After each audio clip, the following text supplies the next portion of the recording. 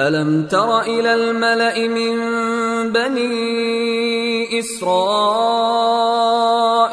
मिन बअदि मूसा इज़ क़ालू लिनबिय्यिन लहुम इब्अथ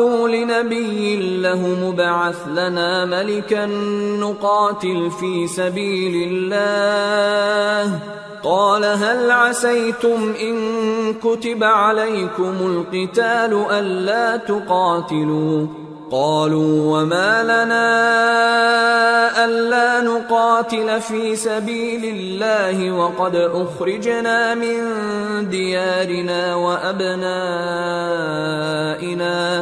फलम्मा कुतिब अलैहिमुल क़ितालु तवल्लौ इल्ला क़लीलन मिनहुम वल्लाहु अलीमुन बिज़्ज़ालिमीन।